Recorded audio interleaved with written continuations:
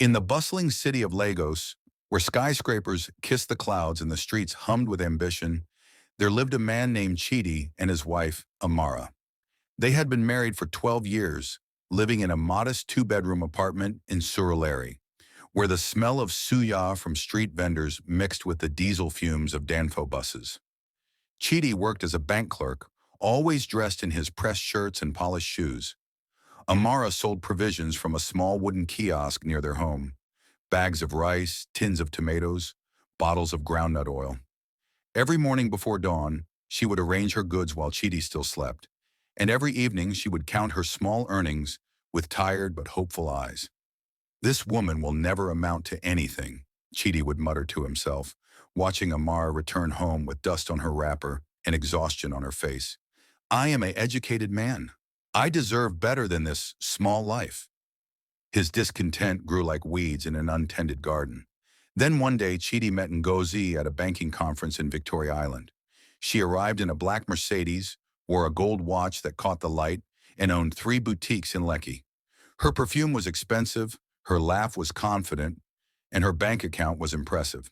A woman like this understands the finer things, Chidi told his friend Emeka over bottles of star beer. Not like Amara with her small kiosk and village mentality. Ngozi has vision. Within 3 months, Chidi packed his belongings into 2 suitcases. He found Amara restocking shelves in her kiosk, her hands dusty from moving bags of Gary. I am leaving, he announced, standing in the doorway, as customers pretended not to listen. I have found someone who matches my ambition. You are content to remain small, Amara. I am not. Amara's hand stopped moving. She looked at her husband, this man she had supported through his university exams, this man whose mother she had nursed through illness, this man whose dreams she had protected like precious seeds. Go then, Chidi, she said quietly, her voice steady despite the tears in her eyes. But know this, wealth is not always worn on the body. Sometimes it is built with calloused hands. Chidi laughed and walked away, the sound of his footsteps fading into the noise of the city. The months that followed were difficult for Amara. Neighbors whispered, relatives asked questions, and loneliness visited her like an unwelcome guest. But Amara did not break. Instead, she did what she had always done.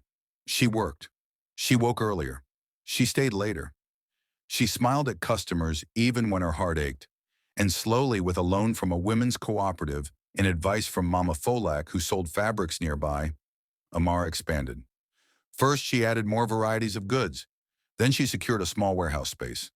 Within a year, she had hired 2 assistants. Within 2 years, she was supplying provisions to restaurants and small hotels across Surulere and Yaba.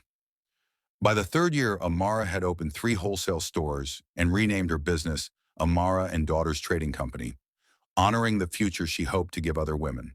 She moved into a fine duplex in Ikeja, drove a Honda SUV, and was featured in a magazine article about successful female entrepreneurs. Meanwhile, Chidi discovered that Ngozi's wealth came with complications he had not anticipated. Her boutiques were failing, drained by poor management and expensive taste. Her Mercedes was leased, her gold watch was borrowed prestige. Within 18 months, the boutiques closed one by one. Ngozi's temper, previously hidden behind champagne and smiles, revealed itself in bitter arguments and blame. You are useless, she would shout. Even a bank clerk should bring something to this relationship. When the money ran out completely, so did Ngozi. She left Chidi in a rented room in Festac, with debts he could not pay and regrets he could not swallow.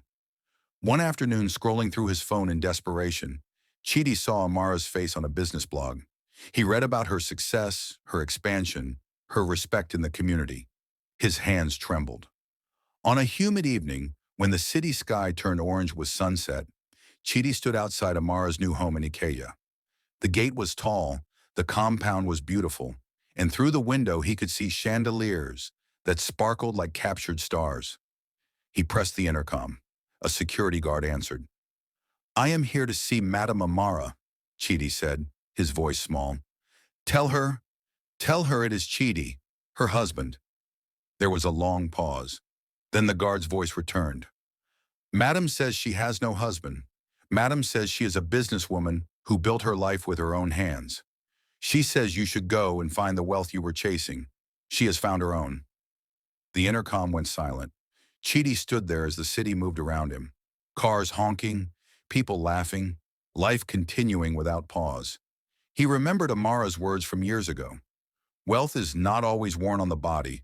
Sometimes it is built with calloused hands. He had chased a shadow and lost the sun.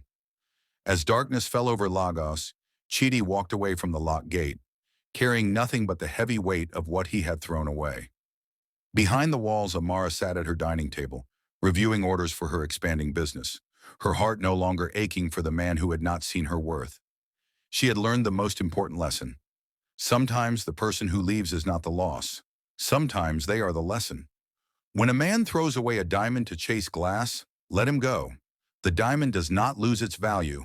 It only finds better light. Do you like this story? Where are you watching from?